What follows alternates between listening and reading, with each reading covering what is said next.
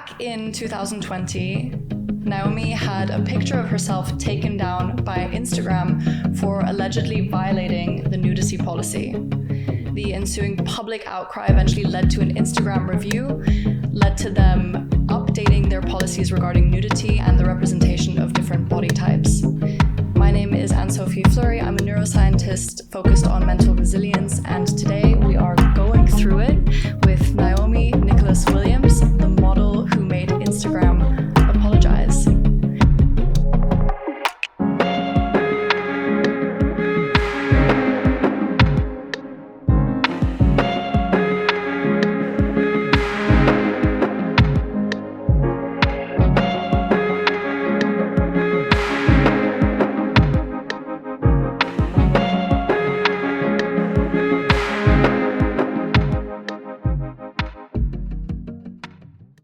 Nyome, it's such a pleasure to have you here. For those who are unfamiliar with your story, can you describe the infamous image in question and how it led you to getting a call from Adam Mosseri, the head of Instagram? First of all, thank you for having me. And secondly, basically, Alex and myself did a photo shoot in her garden, and it was just like a photo shoot for like self-expression. And it was just me sat in Alex's garden. I had like some cycling shorts on. I had my breast covered. I was sitting to the side. I looked very ethereal and I felt like quite at peace. And we decided to upload the image to Instagram because we were so happy about it and what we created. And as soon as we posted, the post was taken down from Instagram. And we just felt like, okay, this is something's a bit like insidious here. So we decided to get some help from Gina Martin, who is a fantastic can I speak? Sorry. We enlisted some help from Gina Martin, who is a fantastic activist. She made the upskirting law a thing over here in the UK. And she basically started a hashtag called I Want to See Nyome. And that hashtag ultimately got the attention of like Adam Mosseri all over YouTube, TV, everything, The Guardian. It was like wild. And over those next 3 months, it happened in August, over the next 3 months, we kind of had an open letter. We got a lot of people to sign it, and it was just in a kind of outrage because of the fact that I wasn't naked. I was just kind of being myself, and my image had come down when on that platform there are so many images of white women who are like naked, literally naked. They look beautiful, but it was like, why is their body okay to be up and not mine? I mean, I know the answer to that, but I wasn't having it. So yeah, he ended up emailing and was like, can you do a call? Gina, myself and Alex went on there and he apologized. And that also then kind of inspired him to make a change in the nudity policy, which is where it sits now, I believe. How crazy is it also that sometimes you open Instagram and there's literally like porn on there, like assholes. Yeah, actual porn. Yeah. Like women fake breastfeeding. Fake breastfeeding. Have you not seen that trend? Women like promoting their OnlyFans and they literally have their whole boob out with a fake baby. Oh, so and they're like they can be on there. That's crazy. Wild. So this story has obviously had quite a bit of coverage, especially back then. But how did you feel when you were basically being told by Instagram that your body was not fit for viewing? Initially, I felt like really like sad, and I think it turned to like anger. It was like I used to really feel like I didn't have control over my body because I had an eating disorder, or I tried to control what I thought was wrong. And now like I'm accepting and loving myself. I'm being told like, no, your body's wrong. So I felt immense sadness, and then it kind of turned to anger, and then like a bit of shame. So there were a lot of emotions that kind of went through me, and that lasted quite a while actually. Like throughout the whole campaign, I kind of was like on autopilot with like my emotions, and wasn't really like digging deep into why and going back to where that maybe it had stemmed from. Do you feel like that anger and all of those emotions helped you add fuel to the fire, helped you keep going with this campaign? Absolutely, of course it did, because I feel like without those kind of like fueling me to go, I don't condone it, by the way. I think everyone should like go into like and explore their emotions, but at that time I needed to just kind of be on like autopilot, like, okay, now let's do this to get it done. Or I feel like I would have just like had a bit of a breakdown. Yeah. So the image is of me sat with my eyes closed, like so. My eyes are like closed, and I'm kind of cupping my breast. One hand's covering my arm, and my head slightly tilted up. And you can see me sat off to the side, and I've got black cycling shorts on, and I'm wearing a silver ring, and my nails are teal in color. Mm. Talk to me about, just quickly, your facial expression. The facial expression is quite content. So it's in a space of just like sitting in my own, it's like I'd imagine me sitting in a field, like imagine the sun hitting you, and you're just sat in like a lavender field. Enjoying the sun on your face. Sun on your face. It's that sort of, oh my gosh, I'm in the sun again and it's beautiful. Yeah. With eyes closed, that's the expression. So it's not sexually suggestive at all. It's not sexually suggestive at all. But being black, as soon as you're black, you're automatically hypersexualized from a very young age. Yeah. So I believe that the image could have been portrayed as such. I don't understand how, but I try and see things from other points of view. So it kind of makes me more worldly, and it makes me kind of understand people more. But it's not in any way sexually suggestive.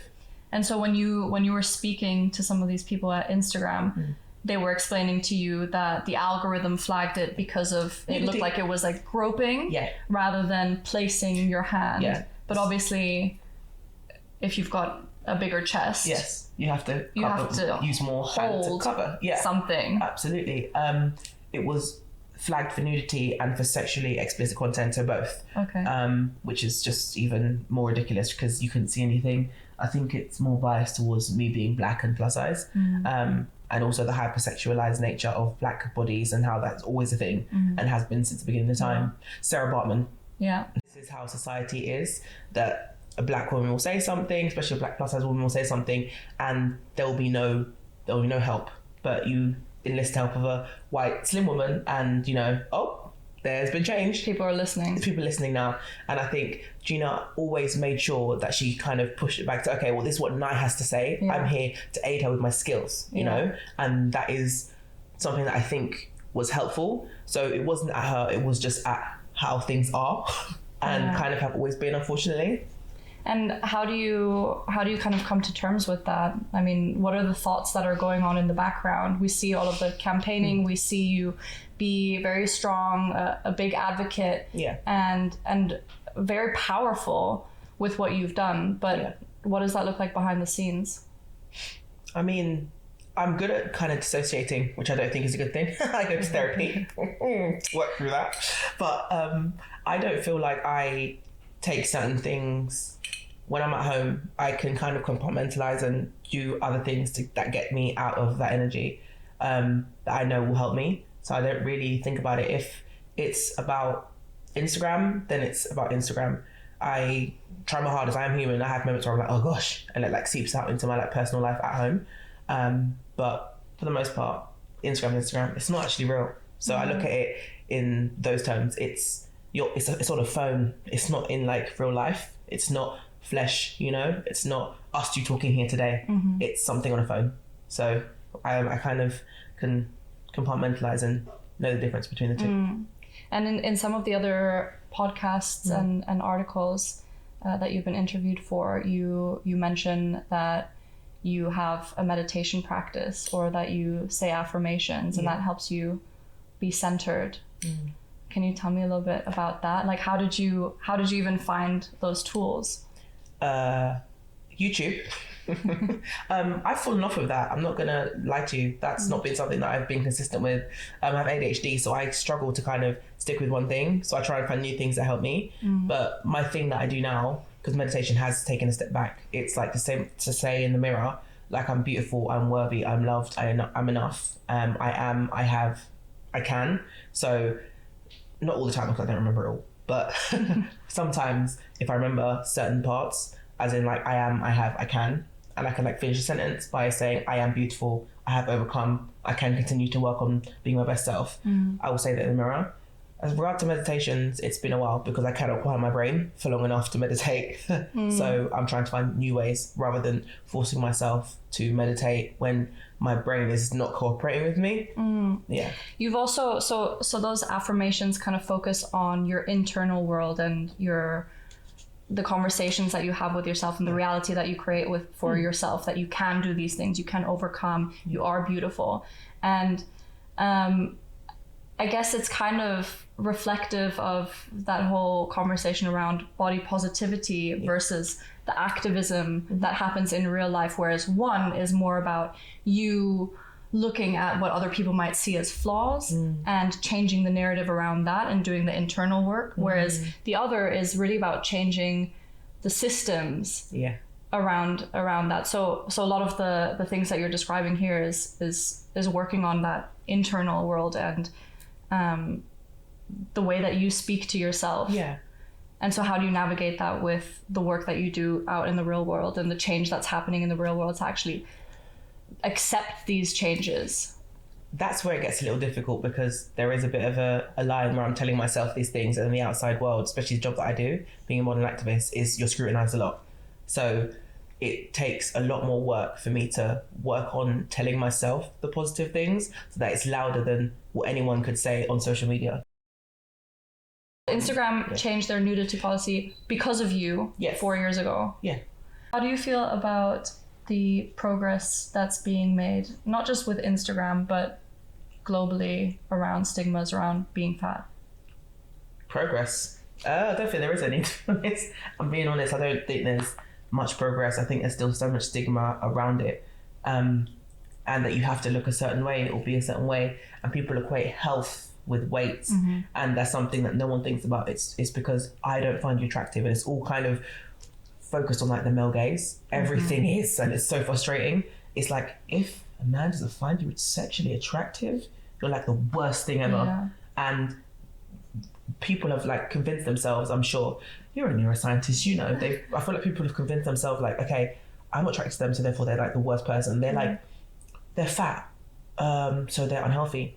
And it's like, you're not the doctor. But in people's mind, like, it's okay, because I know within myself, this person is like this grossly unhealthy person.